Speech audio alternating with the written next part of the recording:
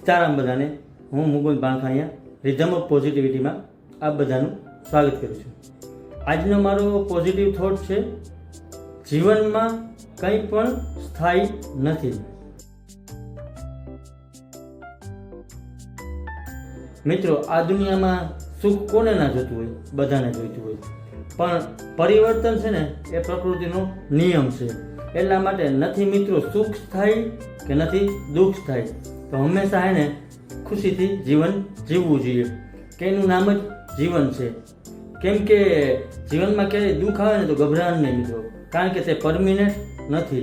આજની તો કાલેનો સમય થશે ને એટલે તે ચાલી જશે. અને દુઃખ જો આપણી લાઈફમાં મિત્રો ના આવે ને ખરેખર, તો આપણને સુખનો અનુભવ ક્યાંથી થાય? એટલે દુઃખ આવે ને તો જ આપણને સુખનો અનુભવ થાય. એટલે દુઃખ પણ લાઈફમાં જરૂરી છે. હંમેશા એને પોતાની જાતને એને સમયે સમયે અપડેટ કરવી પડશે, પોતાને પોઝિટિવ રાખવા પડશે.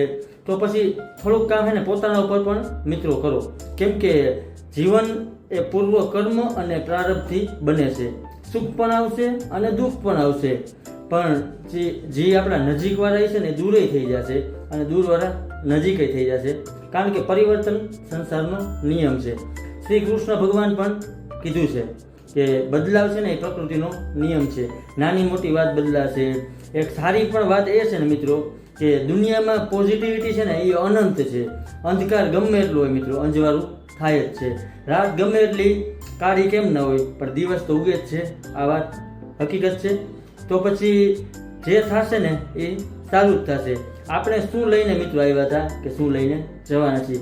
જે કાંઈ પણ મળ્યું ને મિત્રો એ આપણને અહીંયાથી જ મળ્યું છે. એટલે હંમેશા હે ને સારા કામ કરો, બધાનું સારું ઈચ્છો, બધું થશે તમારા જીવનમાં. જે જે તમે વિચાર્યું ને, પણ એ બધી વસ્તુનો સમય હોય છે. અને લાઈફમાં કંઈ પણ થાય ને એ આપણા સારા માટે જ થાય છે. અને તમારામાં એક ડિસિઝન લઈ લો તમારા જીવનમાં કે મારે આ કરવું છે. એ ડિસિઝનથી તમારું જીવન બદલાઈ જાય છે. પણ કંઈ પણ કરી શકો છો મિત્રો તમે, પણ કેવી રીતે કરી શકો છો? કે પોતાને અપડેટ કરી નાખો, પોતાને બદલી નાખો. તમારા ગોલ તરફ મિત્રો એટલું ધ્યાન દો ને કે બીજું રસ્તામાં કંઈ પણ આવે ને તો તરફ તમારી નજર નથી જતી. ઓનલી ફોર એને તમને તમારો ગોલ જ દેખાય છે. અને જે કંઈ પણ કરવું હોય મિત્રો એ આજથી શરૂઆત કરો. તમારો બદલાવ લઈ આવો, પોઝિટિવ રહ્યો, કામ કરતા રહ્યો, એકબીજાને મદદ કરતા રહ્યો, એકબીજાને હિંમત આપતા રહ્યો, એકબીજાનું ભલું ઈચ્છતા રહ્યો.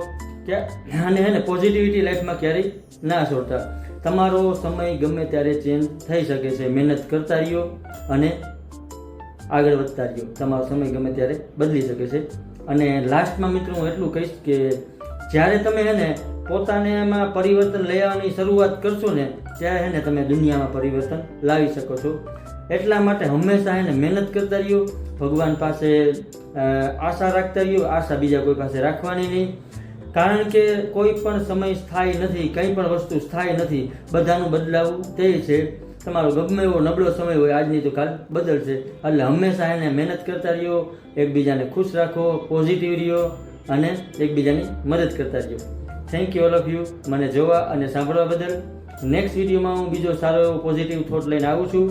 મારા ઇન્સ્ટા અને એફબીના પેજને શેર ને ફોલો કરજો અને મારી યુટ્યુબ ચેનલને લાઇક, શેર અને સબસ્ક્રાઈબ કરજો, જેથી કરીને આપણે વધુમાં વધુ લોકો સુધી પોઝિટિવિટી સ્પ્રેડ કરી શકીએ.